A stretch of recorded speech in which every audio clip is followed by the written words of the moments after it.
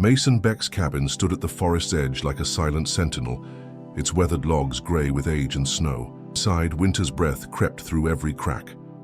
Mason, 42 and confined to a wheelchair from the waist down, lived among the echoes of his past. An old army cot served as his bed. A chipped mug held cold coffee overnight.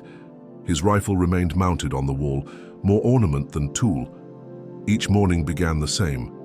Mason, roused by hypothermia's sharp pangs, phantom pains in limbs long numb. His eyes, once bright, were now hollow with desolation. He spent hours staring at the fading photograph on his desk. A younger man in uniform, a German shepherd at his side. That dog, Scout, had been more than a K9 partner. He was Mason's sight and courage on the battlefield. Outside, the pines whispered in the wind. Inside, Mason faced his solitude, a man adrift. Friends had invited him to reunions. Family had written letters unopened in a drawer. He could not answer. Each offer of help felt like a reminder of what he had lost. Instead, he clung to routine. Morning coffee, midday porridge, afternoons by the stove's ember. Nights brought nightmares of fallen comrades. Scout's familiar bark never pierced the dark. The first heavy snowfall arrived in October. Mason watched flakes swirl against the window, each one a silent specter. He remembered the desert dawns, the harsh glare of sand and sun, and Scout's keen eyes scanning the horizon. Scout had saved him once, alerting medics after Mason stepped on an improvised explosive device. The explosion ended his war. The loss of mobility followed. Mason's homecoming should have been triumphant, but his world dimmed. Scout, deemed unfit for further service, was retired to a K9 unit kennel. Mason visited once, only to find bureaucracy more forbidding than the battlefield. The kennel master offered apologies. Regulations forbade adoption. Mason left Scout behind, both of them wounded in body and spirit. Now the snow obscured that world behind him. He touched the photo's dog, fingers tracing the muzzle. A tremor ran through his chest, grief or longing or both. He closed his eyes and let memories wash over him. The steady weight of Scout's body, the harmony of two soldiers breathing in unison, the unspoken promise to watch each other's backs. One icy evening, Mason sat by the dying fire, cataloguing old letters beneath a flickering lamp. A distant, hesitant bark cracked the cabin's quiet. He froze, pulse quickening as another echoed, soft, wounded, imploring. His gaze darted to the window. There, pressed against the frosted glass, stood a dog. Old, matted, one hind leg held off. The ground. In the lantern's glow, Mason recognized those amber eyes. "Scout," he whispered. The dog barked again, tail wagging in shaky hope. Mason's heart thundered. He reached for his cane, wheeled to the door, hands trembling. The lock clicked and the door swung open to reveal Scout, trembling in hunger and cold. Mason knelt, shedding his coat and wrapping it around the dog's neck. The dog leaned into Mason's embrace, muzzle nuzzling his chest. That night, Scout curled at Mason's feet, breath warm against the wooden floor. Mason watched until sleep overtook him, his heart lighter than it had been in years. In the morning, Mason roused to the soft jingle of Scout's tags. He found the dog curled beside him, head resting on the wheelchair's footrest. Snow laden on the porch, Scout's prints, pressed into the drifts. Mason fetched a towel once used in field medicine and dried Scout's fur. He then prepared a bowl of water and scraps of stew. Scout lapped gratefully, tail thumping. Mason's eyes brimmed. He had no access to veterinary care here, but he vowed to restore Scout's strength. He messaged Clara Mitchell, the local volunteer, who ran the animal shelter, describing Scout's condition. By afternoon, Clara appeared bringing blankets and first aid supplies. Clara gently examined Scout's hock injury, cleaned the wound with antiseptic and wrapped it in gauze. "He's a service dog, isn't he?" she asked as Scout lay still. Mason nodded, voice catching. "He was my partner." Clara smiled through tears. "He's home now." Scout's homecoming stirred something deep within Mason, a spark of purpose that had lain dormant since that fateful return from the desert. Each dawn, long before the weak light of morning broke through frost-fingered windows, Scout padded quietly into the bedroom, his warm muzzle pressing gently against Mason's shoulder.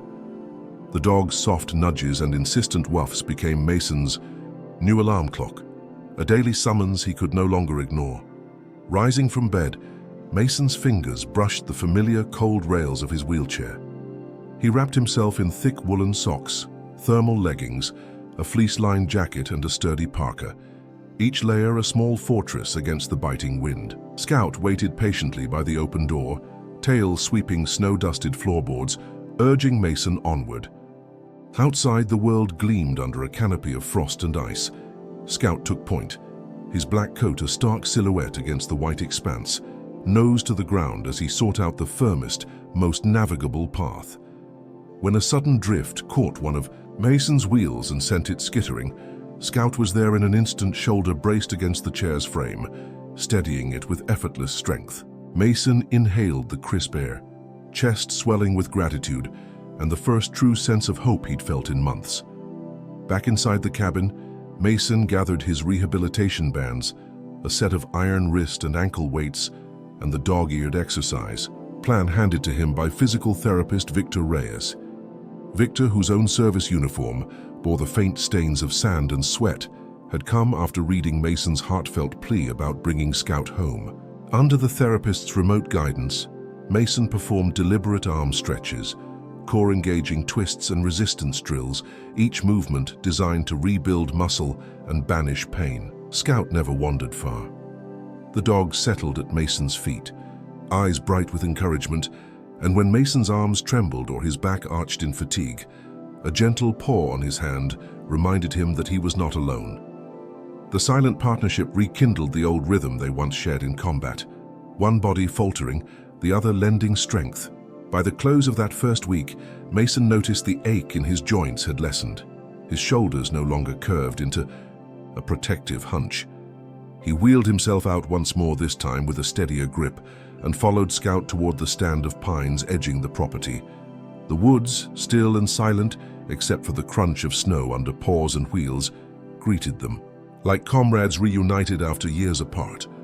In that hushed cathedral of trees, Mason felt the stirrings of a new mission, to reclaim his life, step by determined step, with Scout always at his side. Word of Scout's return spread through the nearest town. Mason, encouraged by Victor, attended the veteran support group at the community center, Scout lying at his side.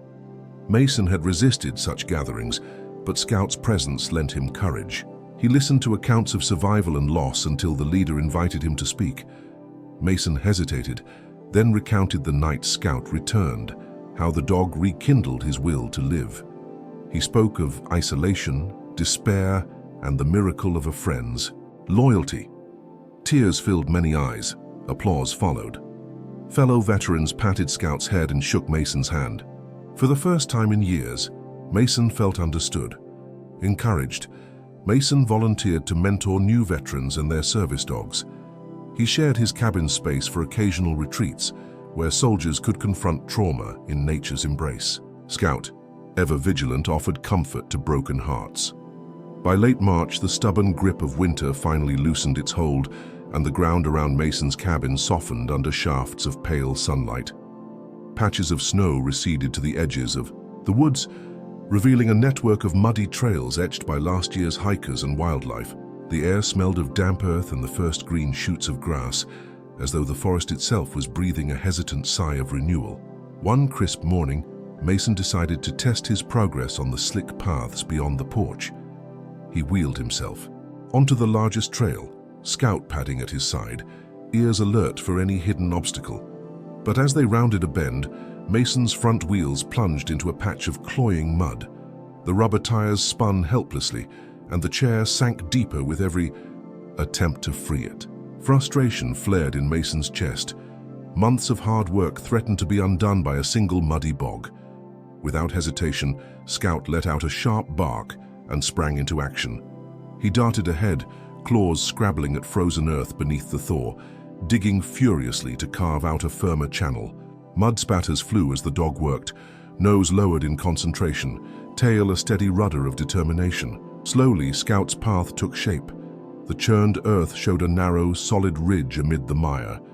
Mason followed his lead, inch by careful inch, until both dog and handler emerged victorious from the trench of muck. Later, back on the dry wooden floor of the porch, Mason noticed Scout lifting one paw, hesitant to bear weight. On closer inspection, a thin trickle of blood stained the white fur between the pads. A jagged ice shard had nicked his foot during the scramble. Alarmed, Mason hurried inside to heat water until it steamed in an enamel mug. He gently cleaned the wound, the hot water stinging Scout's cut, and then wrapped the paw in fresh gauze, binding it with tender precision. Scout leaned into the touch, eyes soft with trust, and Mason whispered reassurances into the dog's fur. In that quiet moment, they shared a profound, wordless gratitude.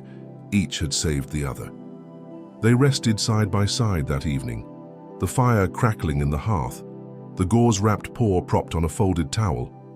Mason flexed his own knee, recalling the day his legs had first refused him, and he smiled wryly at the irony of two soldiers, man and dog, both healing from their respective wounds. A week later, the forest trail had dried enough to stand testing once more. This time they approached a narrow log bridge spanning a shallow creek, its mossy surface slick with morning dew. Mason moved slowly onto the logs, Scout at his side, when a sudden shift caused the wheelchair's front edge to catch on an unseen knot. The chair lurched violently to one side, and Mason felt his body tip toward the rushing water below. In an instant, Scout sprang into action. He planted his broad paws flush against the chair's frame, muscles coiling like springs as he braced himself and Mason against the tilt. The dog's weight and unwavering stance counterbalanced the tipping force, holding them both steady until Mason could lean back and right the chair. The moment stretched into eternity until, finally, Mason drew a breath and the crisis passed. Later that evening, Victor Reyes arrived to check on both patient and canine. He reapplied fresh tape around Scout's healing paw, murmuring words of praise for the dog's bravery. Mason pressed his forehead into Scout's warm fur, voice thick with emotion. "You always save me," he whispered. Scout's tail thumped against the floor, and in the hush that followed, man and dog sat together like two veterans who had weathered storms both outside and within, ready to face whatever the next season might bring. By midsummer, Scout and Mason were local heroes.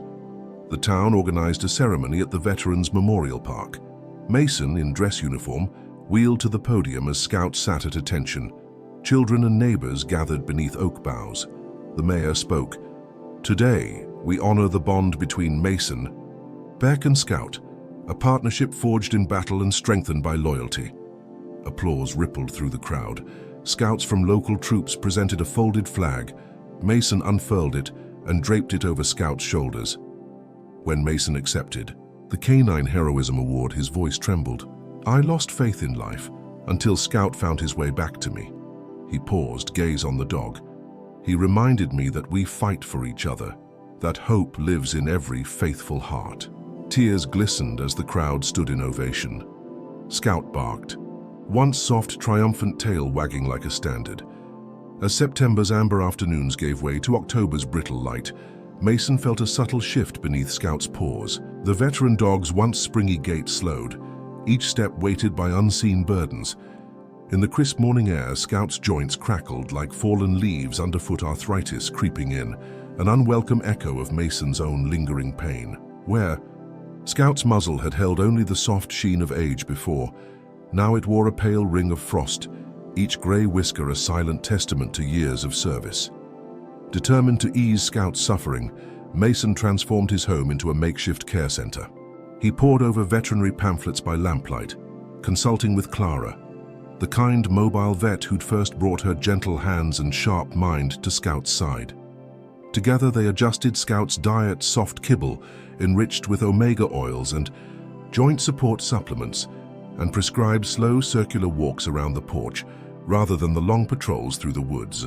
Each dawn found Mason kneeling beside his friend, lifting a heavy paw in both hands and pressing warm, perfumed balm into the pads and pasterns. He whispered every morning, "You're still my hero." And Scout, despite the ache, would muster a soft whine and lean into the massage, as eager for the ritual as for Mason's embrace. But one moonless night, As the wind rattled the cabin shutters, Mason awoke to a silent stillness. In place of his usual comforting snore, Scout lay motionless on the straw-lined bed. His ribcage rose only in whispered sighs, breath so shallow Mason feared the slightest breeze might carry it away. Heart pounding, Mason scooped Scout into his lap, clutching the dog's graying flank to his chest. By the time Clara and her mobile clinic van rattled up the frozen drive, Mason's fingertips were cold against Scout's flank. The vet's gentle stethoscope and grave expression revealed the unthinkable diagnosis. Scout's kidneys were failing, their steady work undone by age's inexorable march. That long dawn bled into morning without warmth. Mason sat on the edge of the bed, Scout nestled against him, each raspy breath a knife to the heart. He cradled Scout's head in his lap and spoke of distant desert storms, of midnight watches under alien stars, of the day a single bark saved him from oblivion. His voice trembled as he promised that Scout's legacy would endure not only in Mason's healed legs or in the whispered memories of comrades, but in every kindness Mason would offer another soul. Scout's eyes, soft with pain and pride, flickered once more before closing, as if granting final leave to the friend who had carried him through every battle. In that silent room, Mason held Scout until the world outside thawed into morning, sealing their bond in the unspoken promise that love, like courage, never truly dies. Scout's last days unfolded in quiet dignity. Mary, the neighborhood baker, delivered porridge. Victor taught Mason to lift Scout gently for walks limited to a few yards. Mason spent long hours stroking Scout's ears, recounting each battle they'd fought together. Scout's eyes brightened at every memory, a silent understanding. On a crisp winter dawn, Mason wheeled Scout onto the porch one final time. The forest lay hushed under fresh snow. Scout rested his muzzle on Mason's thigh, tail thumping once. Mason pressed a trembling kiss to Scout's head. "Rest now, hero." He carried Scout inside and laid him on a soft blanket. Scout's breathing slowed. Mason held his paw until the dog exhaled a final, peaceful sigh. Mason closed Scout's eyes with a tear. The cabin felt emptier than ever. Yet in that space, Mason felt a warmth, the knowledge that Scout's spirit remained beside him. Weeks after Scout's passing, Mason opened the cabin's doors to veterans and their canine partners. He placed Scout's military blanket on a chair. By the stove, a tribute. The hearth glowed with fresh embers as soldiers traded stories and shared healing exercises. Mason guided them through the forest, narrating how Scout led him back to life. Clara and Victor helped Mason launch Guardians of Hope, a non-profit pairing returning veterans with retired military dogs. They funded vet bills, training, and cabin retreats. Mason traveled to conferences, sharing his story of redemption. Each talk began with one line: "When you lose hope, remember that someone may still be watching your back." Decades slipped by like pages turning in a well-worn journal. Mason's wheelchair bore fresh scuffs and dings from countless trail outings, each mark a testament to journeys undertaken, struggles overcome, and victories won. His broad shoulders, honed by years of pushing against gravity and doubt, now carried the quiet strength of a man who had learned to stand tall through sorrow and joy alike. In the shadow of the pines, the non-profit he founded had blossomed into a thriving sanctuary. Dozens of veterans, once adrift in the wake of war, now found new purpose paired with equally loyal dogs. Mason's cabin, once a solitary fortress, echoing. Only grief bristled with activity and warmth. Voices rose in laughter around the hearth, and the tang of pine needles mixed with the comforting scent of brewing coffee in the air. Every spring, as the thaw coaxed crocuses and daffodils from the warming earth, Mason wheeled himself to the small clearing beside the porch, where Scout now rested beneath a polished granite marker. He carried a bouquet of wildflowers, bluebells, lupines and daisies gathered from the fields beyond, and laid them gently on the stone, tracing Scout's name in the fresh green shoots. On Veterans Day, he returned once more, draping a crisp new flag across the marker's base, its stars and stripes snapping brightly in the chill breeze. Then, with the banner tied proudly to the back of his wheelchair, Mason guided eager new duos onto the winding forest trail Scout had once mapped. He felt the old dog's presence in every swirl of fallen leaves, in the echo of excited barks answering his call, and in the gentle press of paws against his palm, as if Scout himself were still at his side. In those moments, Mason understood that love and loyalty like courage endure beyond loss, weaving through generations of veterans and dogs alike, forever binding their hearts beneath the whispering pines. Mason Beck lived on, his heart full of purpose. Scout had returned in Mason's darkest hour, igniting a mission that saved many lives. Though Scout's body rested beneath the evergreens, his spirit soared with each veteran and dog who found hope again. Mason often paused at the memorial bench outside his cabin, arms empty yet filled with memory. He whispered Scout's name to the wind, knowing the dog heard him. The forest held their story, a testament that loyalty transcends injury, that love can light the way through the deepest darkness, and that sometimes the bravest warriors come on four legs with unwavering hearts. And so Mason Beck, once lost to despair, found that the greatest battle is fought not alone, but with a friend who stands watch at your side. True healing begins when someone shows up at your darkest hour. The unspoken bond between a handler and a service dog can reignite hope, courage, and purpose. Mason and Scout's journey reminds us that loyalty knows no boundaries and that second chances can transform lives forever.